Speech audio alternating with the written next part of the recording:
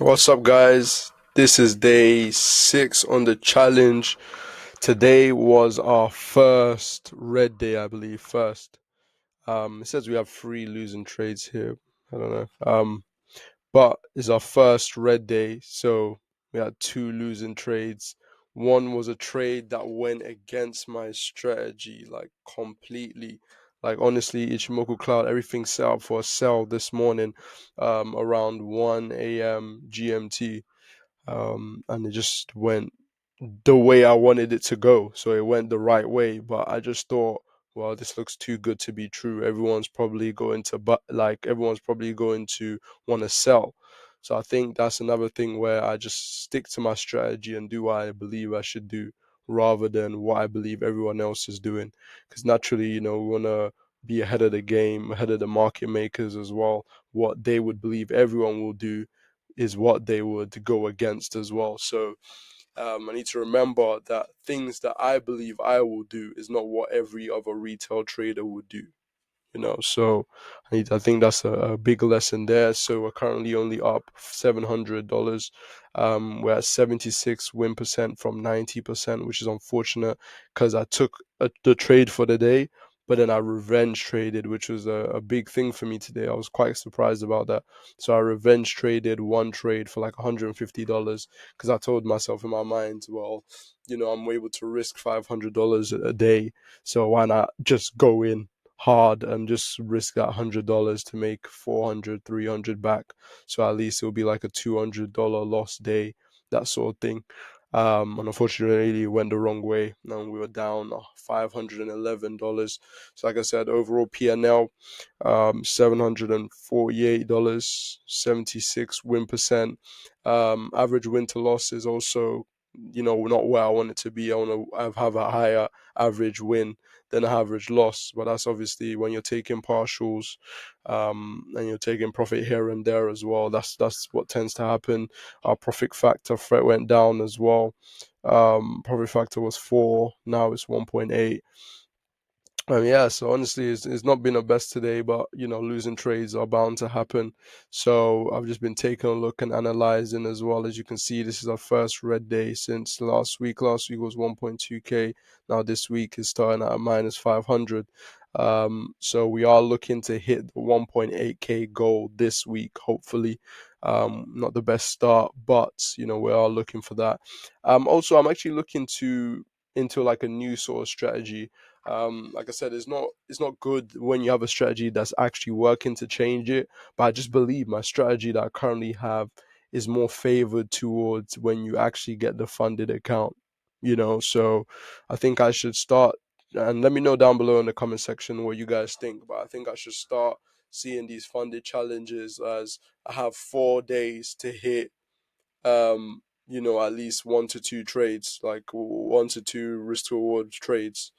Um, which gives me 4 opportunities to actually pass the challenge as well. Now, that can either be 1 to 3 or 1 to 2. I think 1 to 2 is more safe in that sense, where I'll risk 500, I'll risk 400 to make 800, and then scale from there. So if I'm risking 400 to make 1,000, then I pass the challenge in 3 days. And then the max drawdown I have, if I lose 3 trades in a row, is going to be 1.2k. So I think that's the best way to go about it. I believe I do, because of course there's a trailing loss limit as well. So it's not like when you make a certain amount, the loss limit stays the same. But we have to take a look at that too. So I believe the loss limit I have right now is about 49k $200. So even like right now, with my current balance, I can't even lose too much. So of course I have the 700 to lose. So altogether I have like 900 left to lose on the challenge, which gives me about 2 strong trades to actually get back in the green properly. I believe 2 or 3 actually. 2 or 3 strong trades. So I believe that's my new philosophy in terms of that. Honestly, like I said, it went perfectly with my strategy. That's exactly what I needed to do at that point for my strategy. Would have hit my TP and it would have been great. 1.2k up. But unfortunately, like I said, I went against everything I believed today. and I went against everything I saw today because I thought there would be like a huge reversal. And that's why I always say, like, I think it's better to trade the trend rather than trying to, be against everyone and then go up all the way. It's safer. Okay, the trend goes up a little bit and then the retracements, you're actually trading against the retracement, or you're just saying, okay, it's already a upwards market, or is a bullish or bearish market, just follow the trend that way and just scale that way as well. So like I said, I believe my strategy that I currently have, check my previous videos as well. I believe my current strategy I have may be more favorable once I'm funded, rather than during the challenge phase. Because at the end of the day, the challenge phase is not real money, as we both know, it's not real money. Of course, you want to treat it as such. So when you get into the real funded account, you treat it the right way. But at the end of the day, it's not real money. You want to pass the challenge as quickly as possible to get yourself funded, while having a strong strategy. So if I'm risking 400 right now, and the funded when I get funded, I'll be risking 150, $200 per trade rather than 400. Now, a lot of people will say, well, your profit is going to go down, etc., which is true. Um, like I said, I just feel like my strategy right now is too safe, especially with this average win to average loss means I'm cutting my wins short and I'm taking heavy losses. I don't think that's the best way to go about it. But yeah, so that's basically an update for day 6. Unfortunately, like I said, it's the first red day I'm experiencing. It's crazy to actually say that because we've been on a roll and the strategy has been working well. That's what's pissing me off. The strategy has been working well and everything's been going well, but I just need to stick to my wits, as much as possible. So as you can see by the graph right here, even for this trade, I already calculated it on my trading view, which is crazy. So I've been working a lot on NQ on the 1 minute time frames. I've been trying and testing out different sort of trading styles on this, and it actually has been hitting. I've been hitting consistently as well on the 1 minute chart. Then I go out to the 15-minute look at that, like it's actually been pretty good. I'll be totally honest. So I'm not even gonna lie from that front.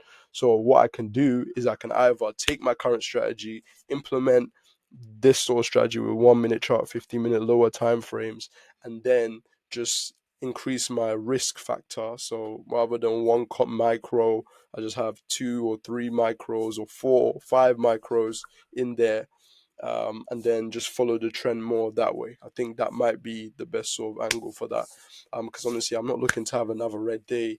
I know I can still come back even if it doesn't really matter, but I'm not looking to have another red day because once you have another red day, your mind will just then, keep spiraling. And also, as you can see, I personally locked out my account. I locked myself out because I knew as soon as I saw that $500, I know myself and I know I'm just gonna keep trying to hit it back and make that 500 back as soon as possible.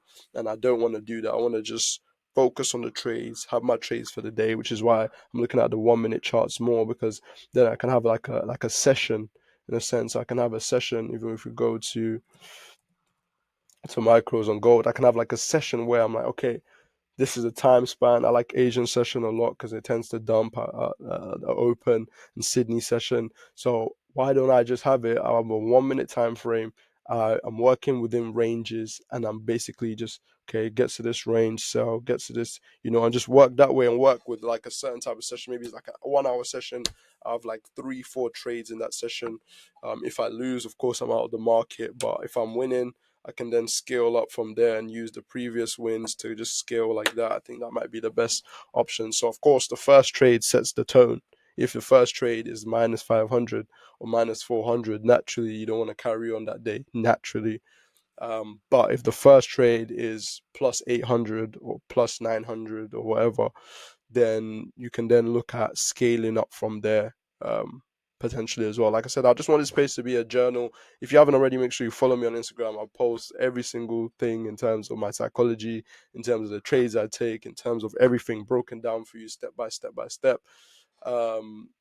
Even like say yesterday, I lost the trade as soon as it went on to the new day. I lost. So as soon as I lost, I posted a real video saying day 6. I lost literally just now. That type of thing. So it makes more sense. Like I said, I just want this to be raw. I want it to be sort of uncut as well to a degree. and just basically just breaking down my psychology and just showing you guys the journey. If you guys have any other questions, or if you have any comments down below, please let me know. And let's connect on Instagram as well. I'm looking to connect and build a community, man. Thank you for watching this video. I'll see you in the next one. Peace.